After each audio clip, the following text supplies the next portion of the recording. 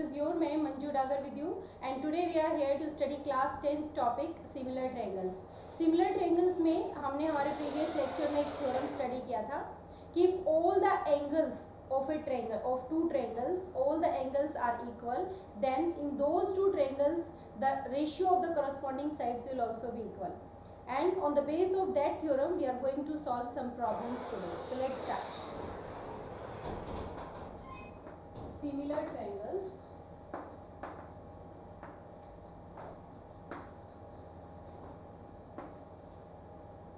हमारा first question हमें क्या कह रहा है कि हमारे पास इस फिगर के अंदर कुछ कंडीशंस गिवन है. This arrow indicates that these two lines are parallel, A B C and D. इसमें हमें गिवन है एंगल ए 90 डिग्री है और एंगल सी भी, ये दोनों इक्वल है. गिवन है हमें angle A is equal to angle सी.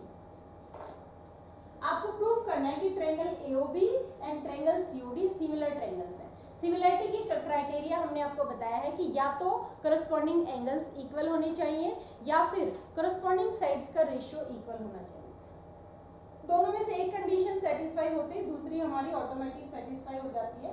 लेकिन अभी हम सिर्फ पहला थ्योरम पढ़ रहे हैं जिसमें अगर करस्पॉन्डिंग एंगल्स इक्वल होते हैं तो हम कह सकते हैं कि करस्पॉन्डिंग साइड्स का रेशियो भी इक्वल होगा और ट्रायंगल्स हमारे सिमिलर हो सकते हैं.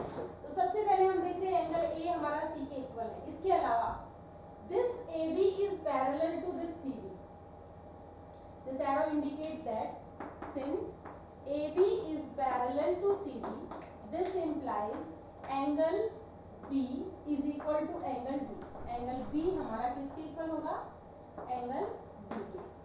ये क्यों इक्वल है? अल्टरनेट इंटीरियर एंगल्स बोल सकते हैं. यहाँ पे रीजन लिख सकते हैं, अल्टरनेट इंटीरियर एंगल्स इक्वल होते हैं.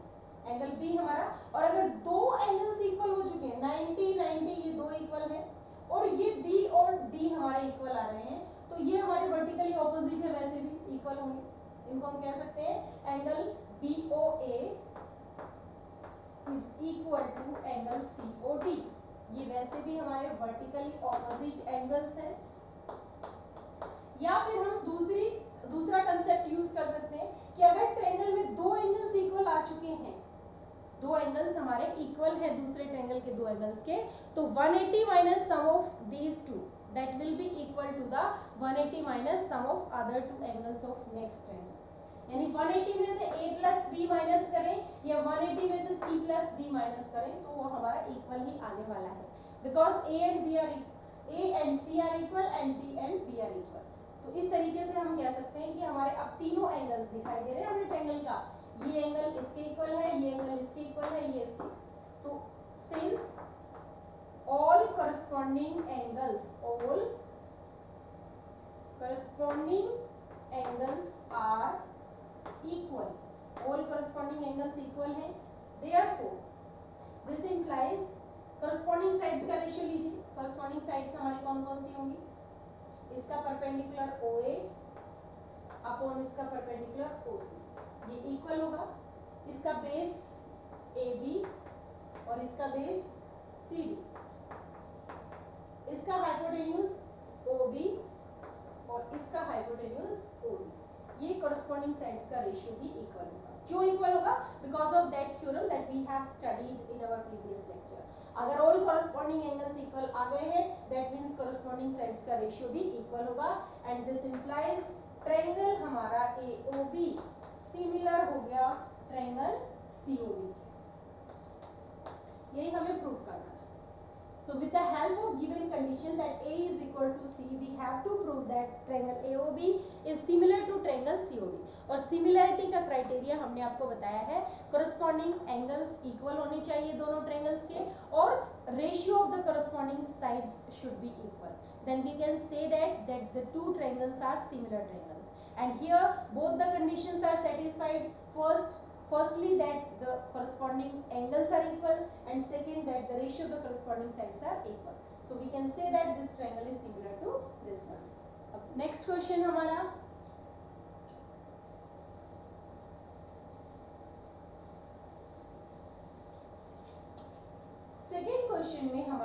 क्या है, दिस फिगर,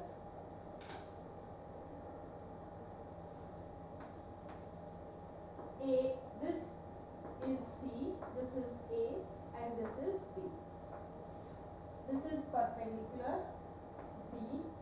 लेंथ आपको दे रखी है, this length is 23.4 centimetre, this is 13 centimetre, this length is 9 centimetre.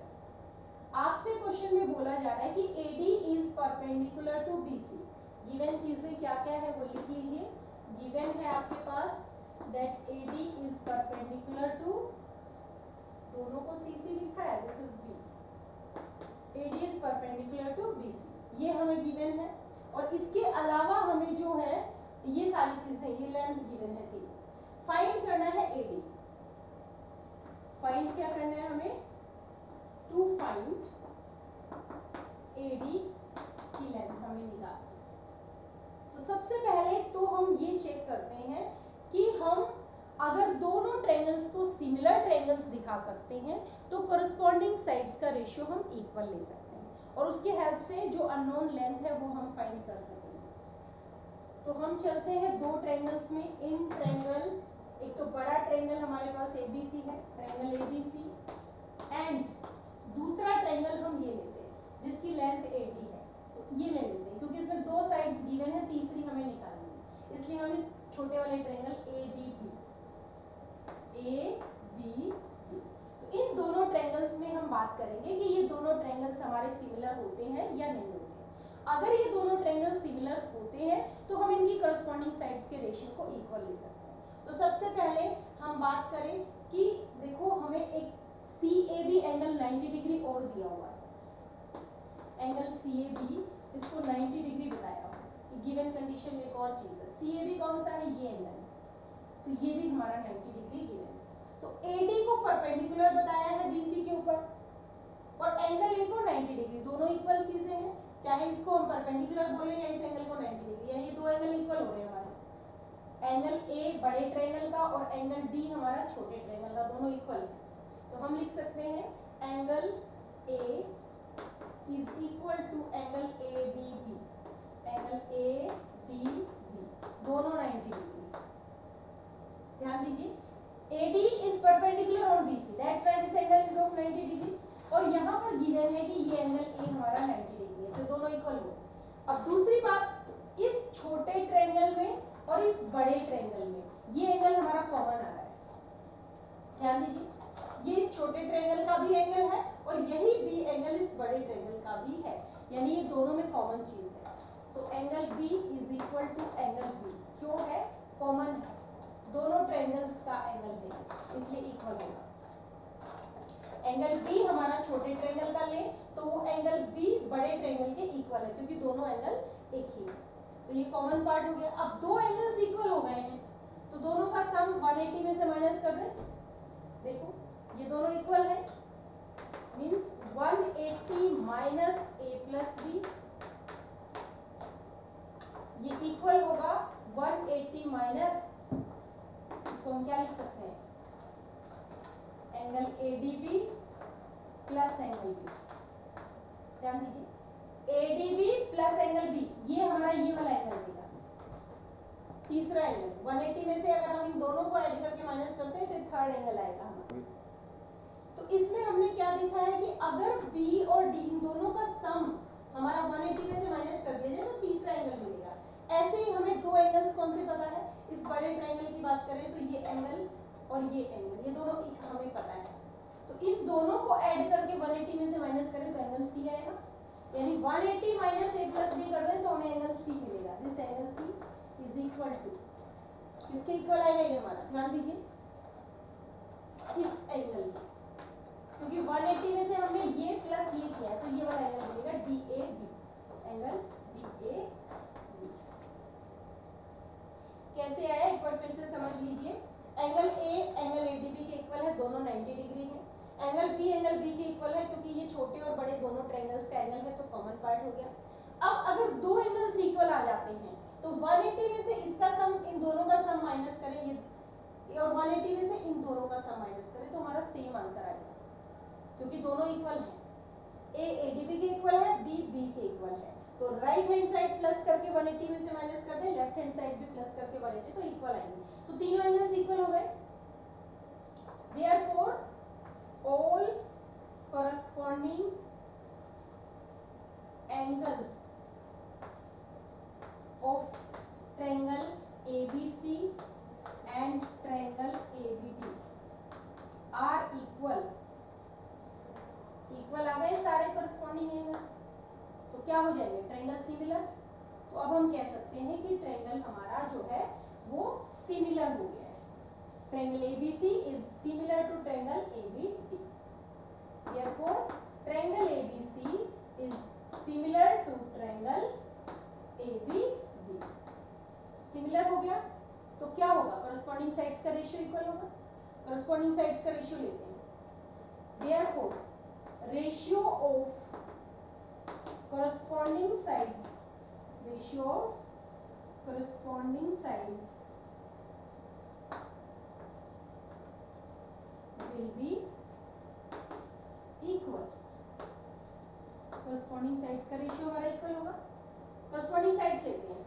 AC इसका परपेंडिकुलर था क्योंकि 90 डिग्री एंगल बना रहा है, तो बड़े वाले ट्रायंगल की साइड AC, इसके परपेंडिकुलर का नाम था AD, इसका परपेंडिकुलर था हमारा AD। छोटे वाले ट्रायंगल का परपेंडिकुलर का रेशियो हो गया। अब बेस का रेशियो लेते हैं। बड़े वाले ट्रायंगल की बेस है AB और छोटे वाले ट्रायंगल की बेस कौन है, जिस पर परपेंडिकुलर टिका है, तो परपेंडिकुलर BD के ऊपर टिका हुआ है, तो ये इसकी बेस है BD। तो ये हमें रेशियो मिल गया। यहाँ से अननोन क्या है वो निकाल लेंगे, नोन वैल्यूज को पुट करेंगे। AC की वैल्यू हमारे पास 13 है, AD हमें फाइंड आउट करना है, AB हमारे पास 23.4 है और BD 9 है। तो ये वैल्यूज हम पुट करके AD फाइंड आउट करेंगे। यहाँ से डेसिमल को हटा के यहाँ हम 0 लगा सकते हैं, तो ये हमारे पास आएगा AD की वैल्यू। AD हमें कैसे मिलेगा, 30 इंटू 90, ये 30 इंटू 90 हो जाएगा और 234 हमारा डिवाइड हो जाएगा। तो 30 इंटू 90 कर लेना, ये आएगा 0 0 1 0 9 3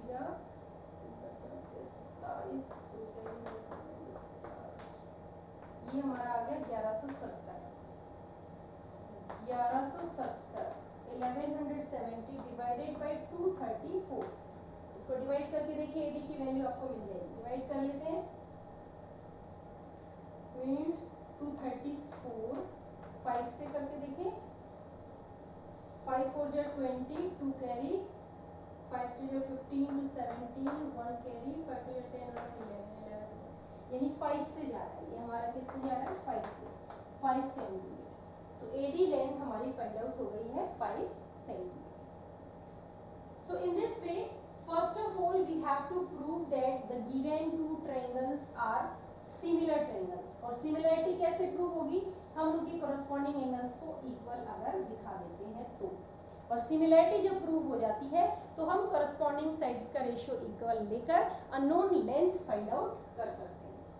एक क्वेश्चन और ले रहे हैं हम कि हमारे पास ट्रायंगल ABC है, इस तरीके से है ट्रायंगल ABC और XY ये हमारी लाइन है। This length is 3 centimetre and this length is 1 centimetre and this is 6 centimetre.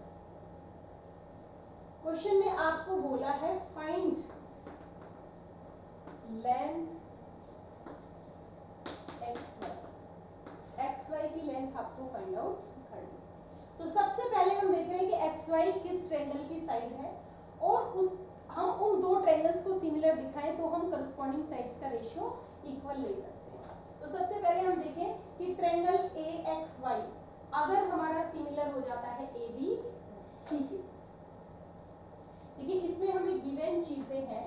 Given में हमें बताया गया कि XY is parallel to BC, ये गिवन है। XY is parallel to BC, this is given.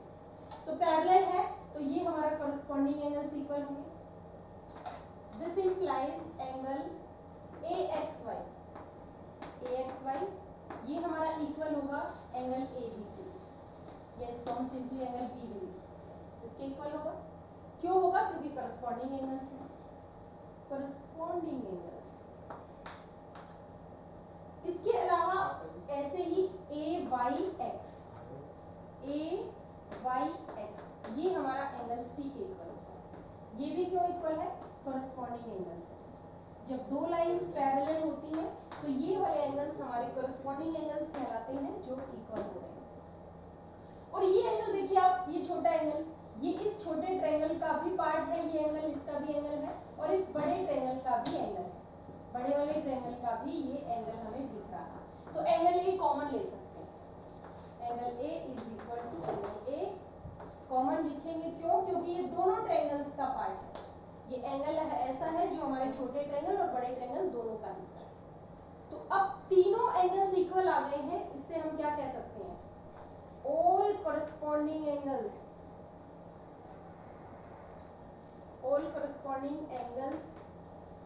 are equal, therefore triangle कौन सा? Triangle AXY similar हो गया ट्रायंगल ABC। ये छोटा ट्रायंगल और ये बड़ा ट्रायंगल, ये दोनों आपस में हमारे सिमिलर दिखाई देते हैं। कैसे? क्योंकि तीनों करस्पॉन्डिंग एंगल्स, एंगल A के इक्वल है, एंगल X B के इक्वल है, एंगल Y हमारा C के इक्वल है। तो करस्पॉन्डिंग एंगल्स इक्वल आ गए हैं, इसका मतलब ट्रायंगल्स हमारे क्या है? सिमिलर ट्रायंगल्स हैं। तो सिमिलर ट्रायंगल्स है तो क्या होगा? दिस इंप्लाइज करस्पॉन्डिंग साइड्स का रेशियो, इसकी छोटी साइड AX और इसकी बड़ी साइड AB, इसका रेशियो, यानी दोनों ट्रायंगल्स की साइड लेते हैं। इस वाले ट्रायंगल की साइड हमने AX ली और इस बड़े वाले ट्रायंगल की साइड AB, इनका रेशियो इक्वल होगा। इसकी एक साइड लेते हैं XY, तो बड़े वाले की इसकी कॉरेस्पॉन्डिंग साइड क्या है? BC, ये रेशियो हमारा इक्वल है। तो यहाँ से जो अननोन लेंथ है वो हम फाइंड आउट कर सकते हैं। देखिए अननोन क्या है? AX की वैल्यू हमारे पास कितनी है? AX 1, और AB टोटल लेंथ 3 + 1 4 है। This is equal to XY हमें फाइंड आउट करना है, और AB की लेंथ हमें, सॉरी BC की लेंथ हमें 6 गिवन है। तो यहाँ से हम क्रॉस मल्टीप्लाई करेंगे तो हमें XY इज इक्वल टू 6/4 मिलेगा। तो XY की लेंथ हमारी क्या गई? 4 × 1 = 4, 4 × 5 = 20, 1.5 centimetre. This is the length of XY. So in this way you can solve many more problems related to the theorem that when the corresponding angles of a triangle are equal, then the corresponding ratio of the sides of the triangle will also be equal and the two triangles will be similar. So that's all for today's lecture. Thank you my dear students.